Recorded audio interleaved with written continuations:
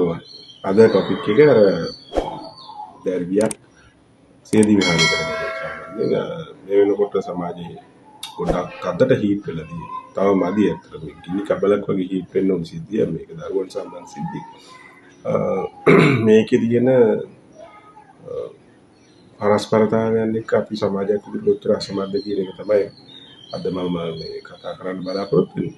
ඒතර ඔබ දන්නෝ දැන් මේ වෙනකොට මේ දැර්වියක් සියදිවි හානි කරන හේතුව තමයි ඇගෙන් පාසලේ ගුරුවරයෙක් ඇයව කිසියම් විදියකට දූෂණයට අපචාරයට එහෙමත් නැත්නම් පීඩනයකට ලක් කරනවා.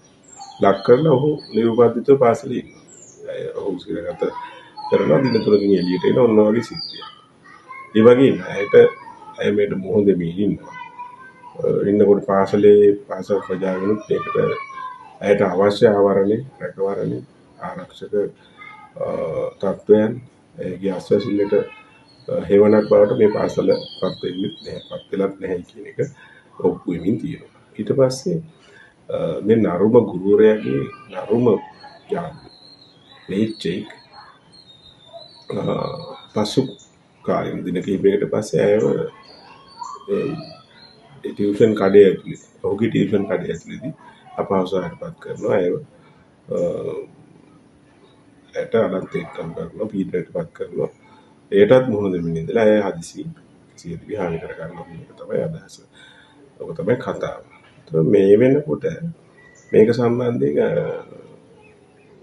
රාජ්‍ය පාර්ශ්වය නියෝජනය කරමින් ඇමතිවරයෙක් අදහස් දක්වලා තියෙනවා. ඇයගේ අදහස මොකක් වුණත් ඒකේ තියෙන නලවල බෙදේ මොකක් වුණත් ඒකේ තියෙන වචනවල අර්ථය මොකක් වුණත් ඒකෙන් කියවෙන්නේ මේකට 100%ක් වැඩේට විරුද්ධව බැහැලා නැහැ. එහෙම නැත්නම් මේකට අපි සූදානම් වෙමින් ඉන්නවා කියන වගේ කතාවක්.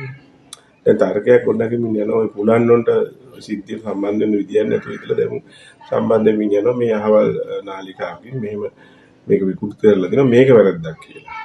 තවත් පිරිසක් රැස් වෙමින් ඉන්නවා කතා කරමින් ඉන්නවා මේ ඇමතිවරිය ඉල්ලා අසු යුතුයි වගේ. ඊව ප්‍රශ්න මේ පස්සේ විසඳ ගන්න ඕනේ වනේ. ඒවෙන් කිසියකින් වෙන්නේ නැහැ මේ සිද්ධියට වර්ධිකාරවල දනුවම් ලැබීම හෝ මේ මරණයට වගකිය යුතු පාර්ශවයන් හඳුනා ගැනීම උන්ට දනුවම් දීම හරහා රටට යුතු ආයත පණිවිඩය සිද්ධ වෙන්නේ නැහැ නේ ජීවස් කරගන්න එකයි වෙන වැඩක්. ඒතර මේ දැරිවියගේ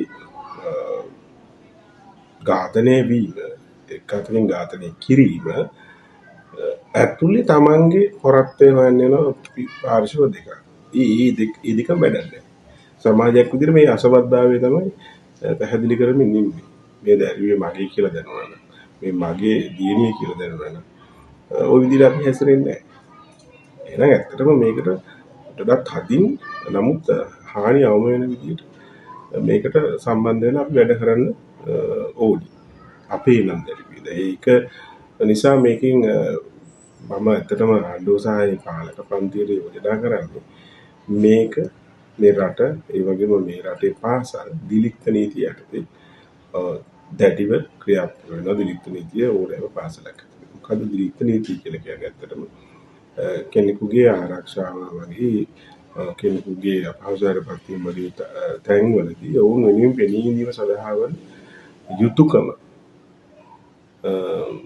ආරක්ෂා වෙන මේ දිලික්ත නීතිය. ඒකට මේ පෙනී සිටීමේ යුතුයකම පැහැර හැරීම නීතියෙන් වරදක් කියන එක අපි ගුරුවරු විදියට දන්නවා. ගුරුවරු සහ මේ විශේෂයෙන් විද්‍යාවතුරු පාසල් ප්‍රජාවේ ඉන්න වැඩිහිටියන් මේකට බැඳිලා ඉන්නවා.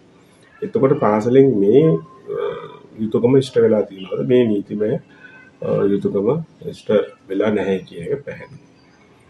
ඊගව කාරණේ තමයි මේ රජයේ දේපල රජයේ වස්තුවක් නිදර්ම. එතකොට ඇමතිනීකට කිසිසේත් අයිතියක් නැහැ. ඒ වගේම හැකියාවක් නැහැ. ඇයගේ සිදුවීම සම්බන්ධයෙන් අර දියාර උත්තරයක් දෙන්න. ඒකේ තියෙන වචනාර්ථ ගත්තම නෙමෙයි රණ්ඩුවකට එන්නේ. ඒ දියාර උත්තරයක් නෙදීලා තියෙන්නේ දියාර උත්තර දෙන්න බෑ. ඒ නිසා ඇය අසමත්. ඒ නිසාම දැන් ආණ්ඩුවට තමයි චෝදනාව එල්ල වෙන්නේ. මේකේ චෝදනාව ආණ්ඩුවට එල්ල වෙන්නේ ආණ්ඩුවට ප්‍රධාන ජීවිතය වෙන්නේ ඊට පස්සේ අධ්‍යාපන අමාත්‍යාංශය ඔය පාලක පහකට. ආණ්ඩුව මේ චෝදනාව නිදහස් වෙන්න ඕන.